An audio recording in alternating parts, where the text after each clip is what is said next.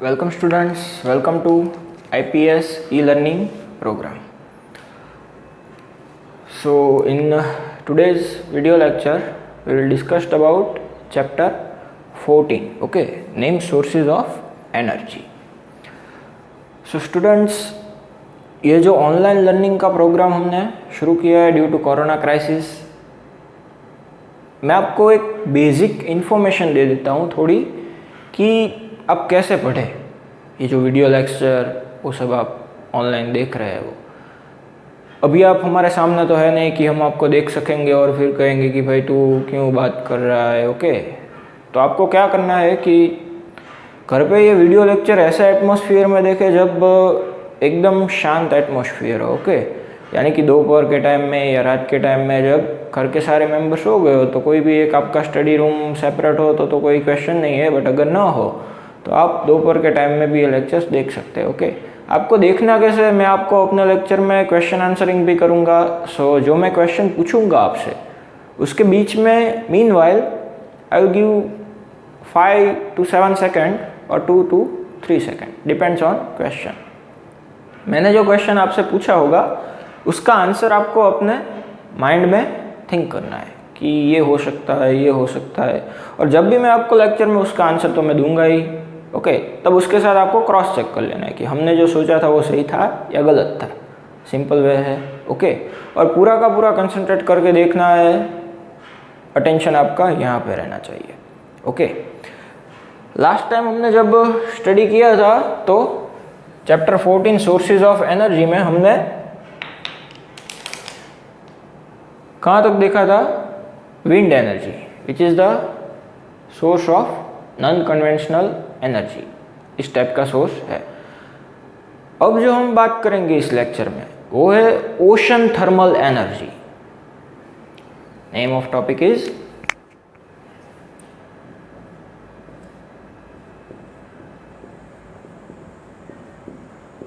Ocean thermal energy.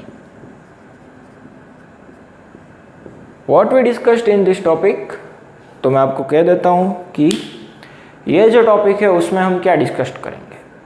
First, ocean thermal energy is the non conventional source of energy.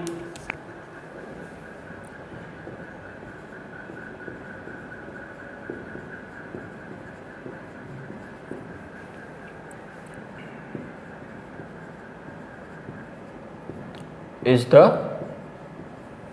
non-conventional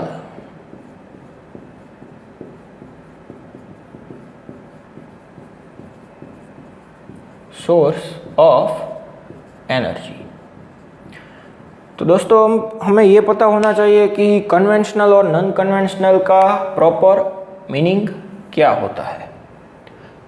तो पहले हम बात करते हैं कन्वेंशनल सोर्सेज की। ऐसे एनर्जी के सोर्सेज जो आने वाला जो समय है इन फ्यूचर ख़त्म हो जाने का हमें डर है। अगर आपको मैं एग्जांपल दूँ तो फॉसिल फ्यूल, कॉल,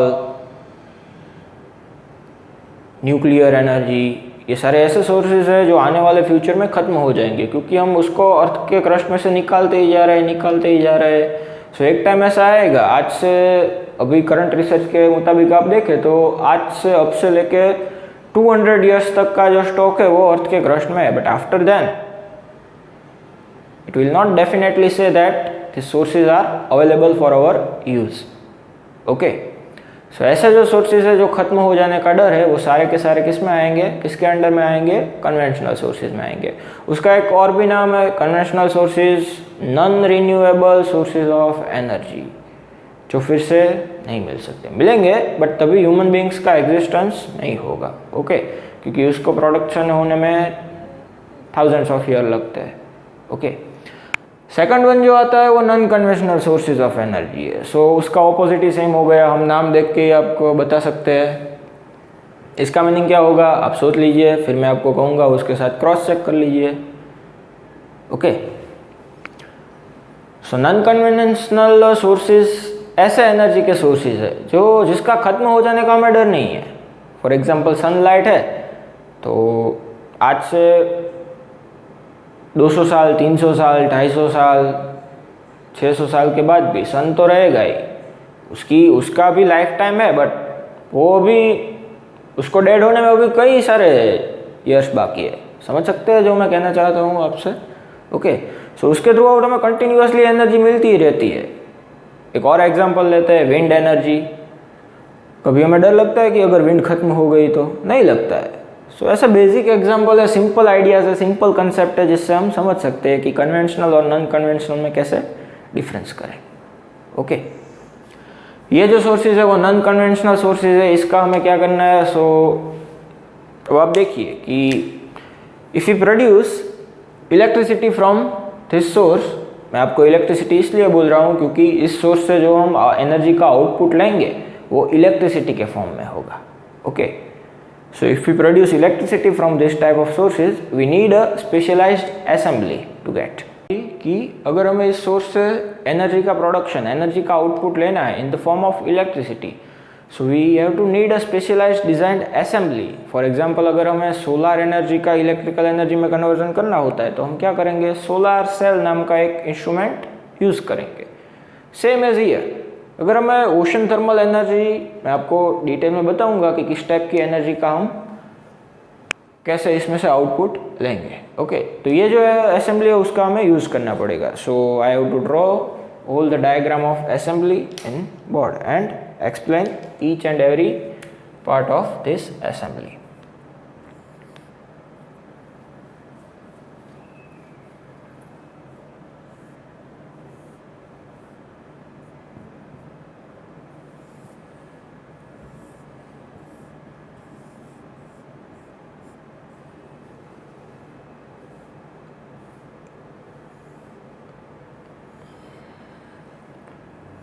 यहाँ से ये जो सारी की सारी है वो पाइप है, ये आ गया closed chamber.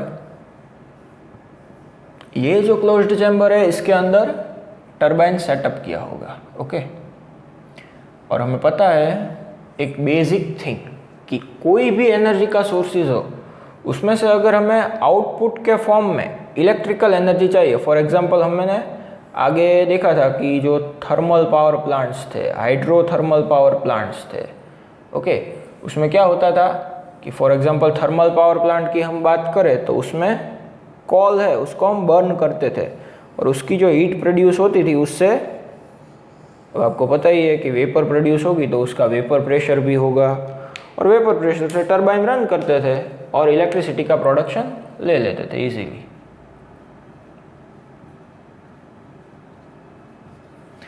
Here is a one part named condenser, another one is pump, here is evaporator,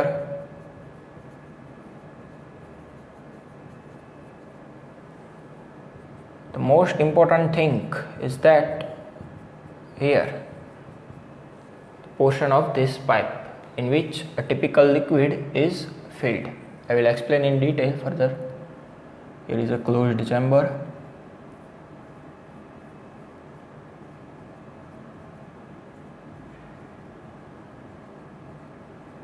okay, ये जो मेन पार्ट्स थे वो आ गए यहाँ से क्या मिलेगा? इलेक्ट्रिसिटी का प्रोडक्शन मिलेगा, इलेक्ट्रिकल एनर्जी। सो अब हमें इलेक्ट्रिकल एनर्जी का प्रोडक्शन चाहिए। यहाँ पे मैंने जो पूरा का पूरा प्लांट है वो ड्रॉ कर दिया है। और तो आपका क्वेश्चन आएगा कि सर ये प्लांट है वो कहाँ पे है? तो याद कीजिए हमारे टॉपिक का name ocean thermal energy, means ये सारा प्लांट्स ओशन वाटर में इमर्स्ड किया होगा उसके अंदर होगा। बट ऐसे ही नहीं डुबो देना है। ओके, हर चीज़ की एक मेथड होती है, टिपिकल मेथड होती है। सो यहाँ पे भी है, इसके हम डिटेल में एक्सप्लेनेशन दूँ उससे पहले मैं आपको एक और बात बता देता हूँ इसके रिलेटेड ही। आपको पता है कि ओशन का जो सरफेस का वाटर है वो डायरेक्टली सनलाइट के कांटेक्ट में होता है। The sunlight is directly incident on the surface of ocean water. Due to this the temperature of surface water of ocean is higher than, much higher than the deeper section water of ocean. अगर आप depth में जाते जाए ocean की, सो वहाँ पे sunlight directly नहीं आती है और इसके ही कारण क्या होता है कि जो सरफेस का वाटर का टेम्परेचर होता है उससे जो लोअर सेक्शन में वाटर है सी के, उसका टेम्परेचर कम होता है। अब आपको एक बात याद ही रखनी है कि ये जो थिंग है उसके बेस पे ये पूरी की पूरी असेंबली वर्क करेगी। ओके, सो इस असेंबली को हमने कैसे इमर्स्ट किया होगा ओशन में, ये जो इवेपोरेटर है और इससे नीचे का जो पोर्शन है ये वाला, जहाँ पे हमने ये लिक्विड फिल किया हुआ, इस लिक्विड का मैं आपको नेम और कैरेक्टरिस्टिक बताऊंगा। ये जो पोर्शन है वो हमें कहाँ पे रखना है, अपर पोर्शन के कांटेक्ट में रखना है। सी का जो अपर पोर्शन है सरफेस वाटर के कांटेक्ट में। Immersed in surface portion of sea water। Okay, और यहां से आगे लेके हम जाएंगे तो ये अपर पोर्शन आ गया। सी वाटर का जो अपर पोर्शन है उसका टेम्परेचर कैसा होगा, ज़्यादा होगा, क्योंकि हमें पता है कि जो सनलाइट आती है वो डायरेक्टली सी के अपर पोर्शन में जो वाटर होता है उसके कांटेक्ट में आती है। बट जो डीपर सेक्शन, यहाँ से हम ओशन की डेप्थ में जाते जाए ऐसे, सो यहाँ पे तो lower section means deeper section आ गया। ये जो इस पार्ट में जो वाटर है वो सनलाइट के डायरेक्टली कांटेक्ट में नहीं होगा। सो क्या होगा कि इस पोर्शन में जो वाटर है उसका temperature compare to surface water कैसा होगा, कम होगा। ओके, यहाँ पे मैं ड्रॉ कर देता हूँ आपको।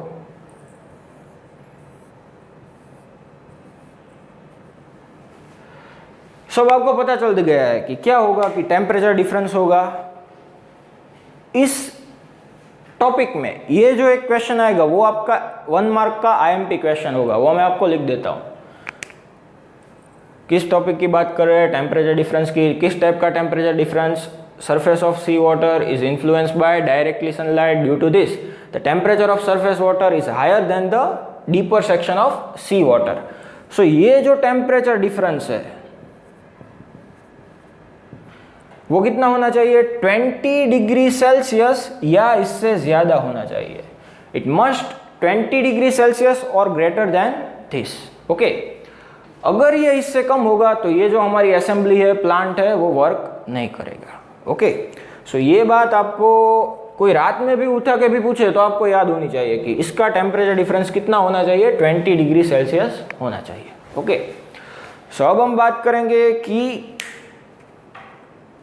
इस असेंबली का वर्किंग कैसे होता है।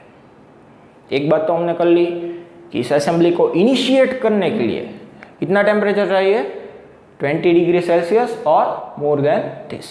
ओके, अब हम बात करेंगे कि इस असेंबली को, मैंने आपको पहले भी बता दिया कि ये जो इवेपोरेटर का पोर्शन और ये जो लिक्विड पाइप का पोर्शन है वो कहाँ पे हमने इमर्स्ट किया हुआ है, सरफेस पोर्शन में इमर्स्ट किया हुआ है।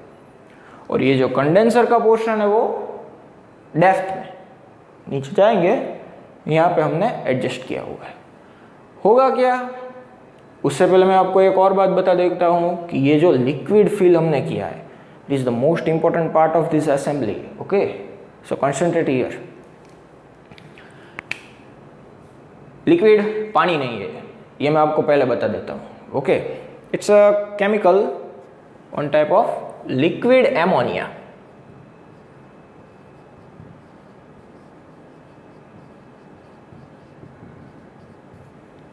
ओके, ये जो है वो लिक्विड एमोनिया होगा। लिक्विड एमोनिया है, इसकी एक कैरेक्टरिस्टिक है, वो मैं आपको बता देता हूं।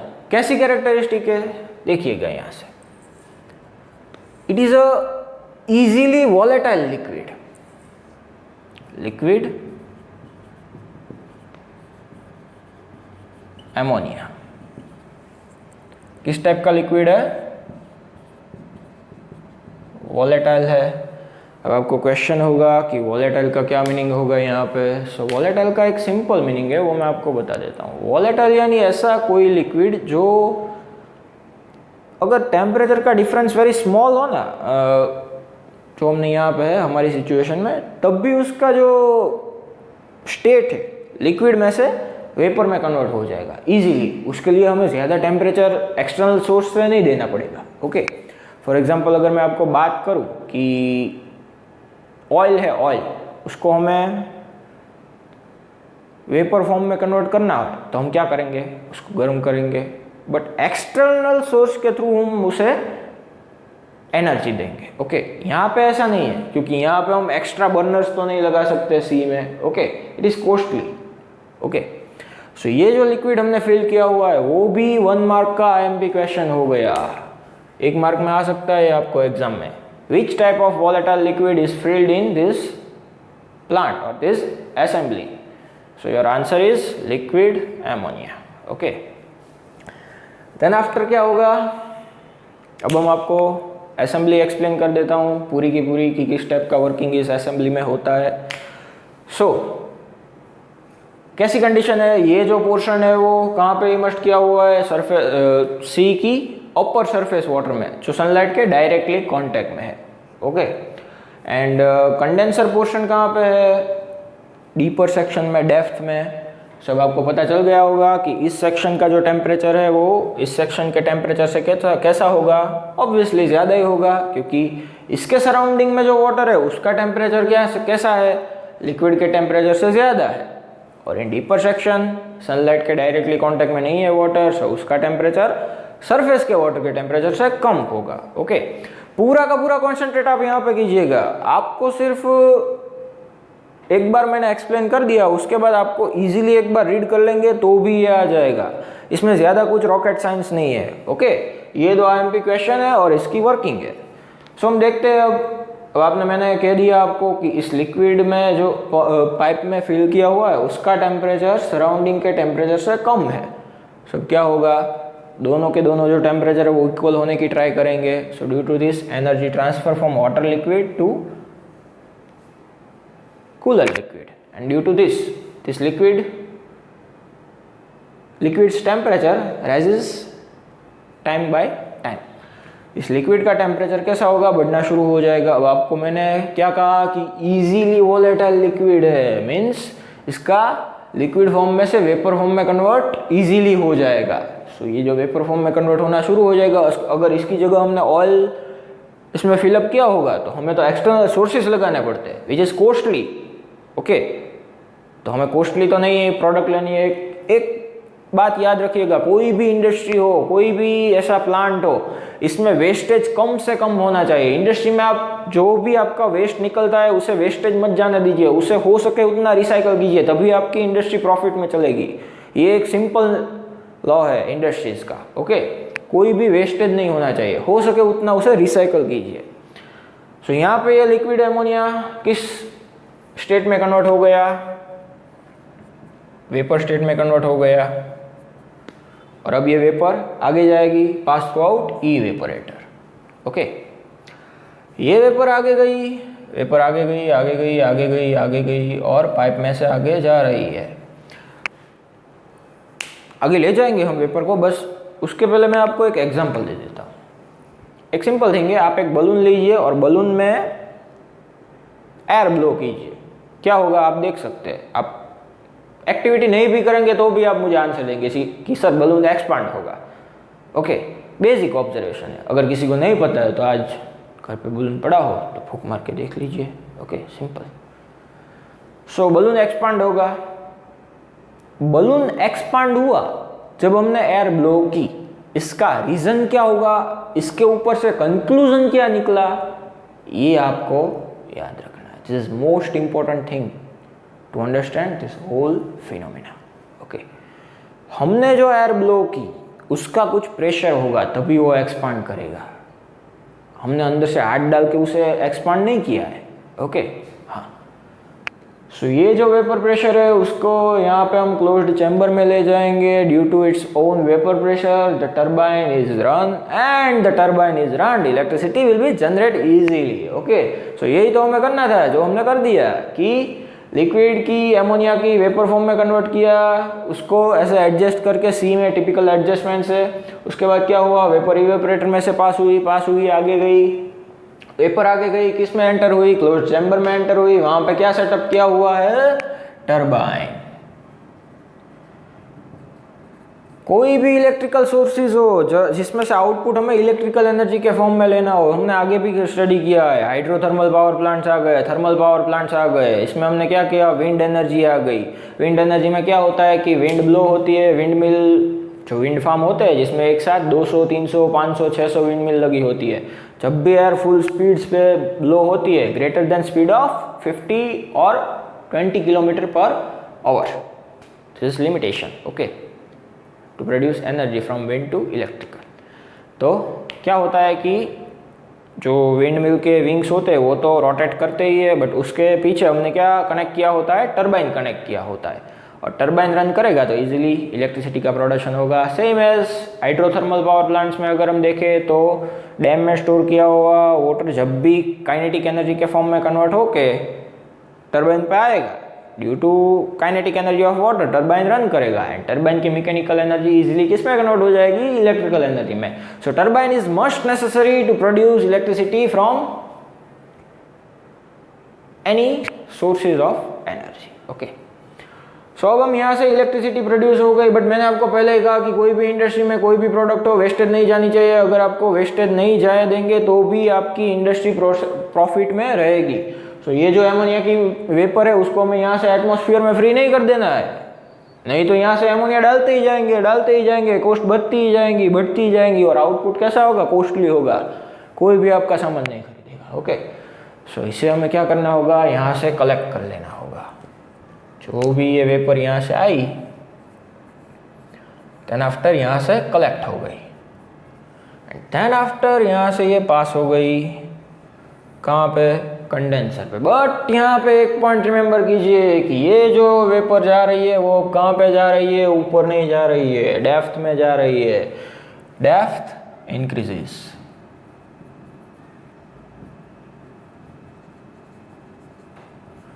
And due to this temperature of sea water कैसा होगा, डिक्रीज होगा, यस राइट। अब टेम्परेचर डिक्रीज होता जा रहा है, किसका टेम्परेचर डिक्रीज हो रहा है, ये पाइप के सराउंडिंग जो वाटर है उसका टेम्परेचर डिक्रीज हो रहा है, बट पाइप में जो वेपर आ रही है उसका टेम्परेचर कैसा है, सराउंडिंग के लिक्विड के टेम्परेचर से ज्यादा है तो होगा क्या, टेम्परेचर का डिफरेंस आया तो क्या होगा, एनर्जी ट्रांसफर होगी। अगर एनर्जी ट्रांसफर होगी तो स्टेट चेंज होगी, ओके। सो यहाँ पे क्या हुआ, अब भी वेपर किस जो लिक्विड एमोनिया है वो किस फॉर्म, एमोनिया है वो किस फॉर्म में है, वेपर फॉर्म में है। Here one type of instrument we use to convert vapour form to liquid form, condenser, yes condenser. ये कंडेंसर एक ऐसा इंस्ट्रूमेंट है, नाम से ही आपको पता चल जाएगा, कंडेंस करेगा।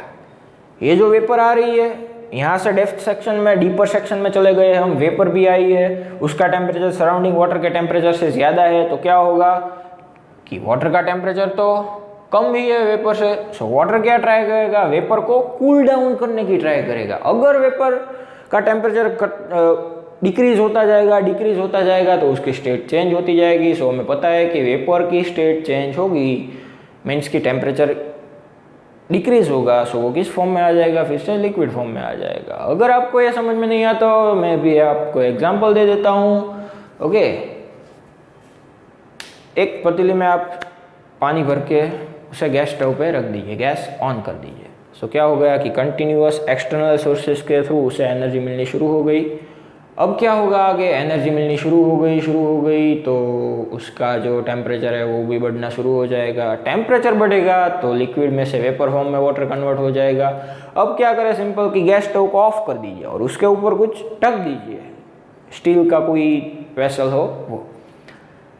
थोड़े टाइम बाद आप ऑब्जर्व करेंगे कि जो वेपर कन्वर्ट हुई थी ना, वो जो आपने वेसल ऊपर ढका है उसके ऊपर ड्रॉपलेट्स के फॉर्म में आ गई होगी। वाई, एक्सटर्नल सोर्सेस से तो एनर्जी मिलनी बंद हो गई है, टेम्परेचर बढ़ना बंद हो गया। अगर आपने एक वेसल में इतने लेवल तक वाटर फिलअप किया हुआ है, सो इतने लेवल तक को क्या होगा, एयर होगी। अब आपने गैस स्टोव क्या कर दिया, ऑफ कर दिया, गैस स्टोव ऑफ हो गया है। इस एयर का टेम्परेचर ये जो वाटर है उससे तो ऑब्वियसली कम ही होगा।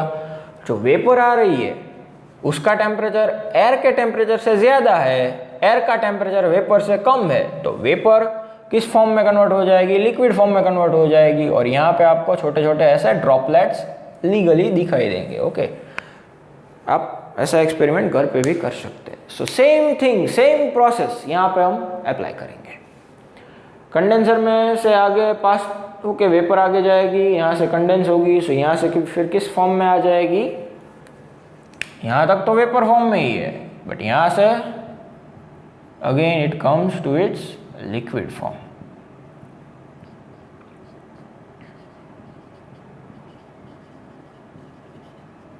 एंड देन आफ्टर क्या होगा, यहाँ पे मैंने एक इंस्ट्रूमेंट लगाया हुआ है जिसे मैंने नाम दिया है पंप। आपको अगर आपकी पानी की टंकी जो नीचे है उसमें से ऊपर की पानी की टंकी में पानी पहुंचाना है तो क्या करेंगे, मोटर का स्विच ऑन कर देंगे। बट मोटर करता क्या है, एक टाइप का ऐसा वैक्यूम प्रेशर लगाता है जिससे नीचे का पानी ऊपर हाइट तक जाए। सेम थिंग हम यहाँ करेंगे, यहाँ से यहाँ पे आ गया, और अगर ऐसा नहीं है कि ये पोर्शन ऐसा ही है, यहाँ से कंटिन्यू भी हो सकता है, ओके, बट टाइम कम हो, उसमें ज़्यादा आउटपुट मिले, इसके लिए हमने यहाँ पे पंप लगाया है जो यहाँ पे लिक्विड वेपर फॉर्म में से कन्वर्ट हो रहा होगा, वो स्टोर हो रहा होगा, उसको हमें लीगली स्पीड, एकदम स्पीड से आगे भेजना है। सो हम यहाँ पे, here is a pump is one type of motor which push forward direction stored liquid, और ये लिक्विड यहाँ से आगे आ जाएगा। ये जो है वो पाइप कहाँ पे होगी, सरफेस पोर्शन में होगी, जिसका टेम्परेचर सराउंडिंग के टेम्परेचर के कैसा होगा, ज़्यादा होगा, और अगर टेम्परेचर ज़्यादा होगा तो फिर से वही वेपर फॉर्म में कन्वर्ट होकर साइक्लिक प्रोसेस शुरू हो जाएगी। सो ये था ओशन थर्मल एनर्जी का पूरा कंसेप्ट, ओके। अगर आपको इस टॉपिक में कोई भी डिफ़िकल्टी है सो आप मुझे कभी भी मैसेज कर सकते हैं। Within 24 hour I will reply you with your solution, okay.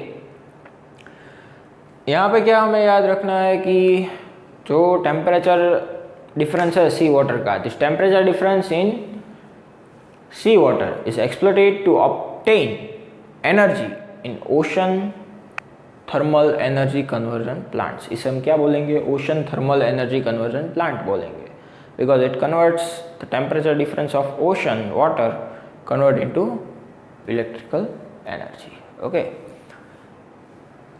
Main topic, main question जो हमें एग्जाम में आ सकते हैं वो कैसे है कि कौन सा लिक्विड यहाँ पे यूज़ होता है, लिक्विड एमोनिया यूज़ होता है, कितना टेम्परेचर डिफरेंस होना चाहिए। यहाँ पे एक बात और मैं आपको कह देता हूँ, ये जो टेम्परेचर डिफरेंस है अप टू 2 किलोमीटर के ही डेप्थ में आ जाना चाहिए। 2 किलोमीटर से ज़्यादा डेप्थ में भी अगर इतना टेम्परेचर डिफरेंस होगा तो नहीं चलेगा।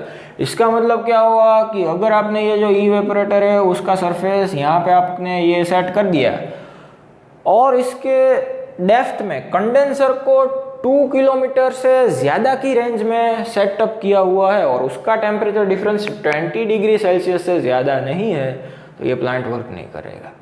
सो हमें क्या करना है, with in the depth of 2 kilometre it is must necessary to that the temperature difference is greater than और equal to 20 degree Celsius, okay.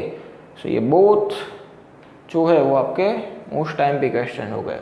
Ocean thermal energy is the non-conventional sources of energy. Which type of volatile liquid is used in typical assembly? Then the answer is liquid ammonia. Okay. So अब हमारा time आ गया एक fact physics के through देखने का, physics का एक fact.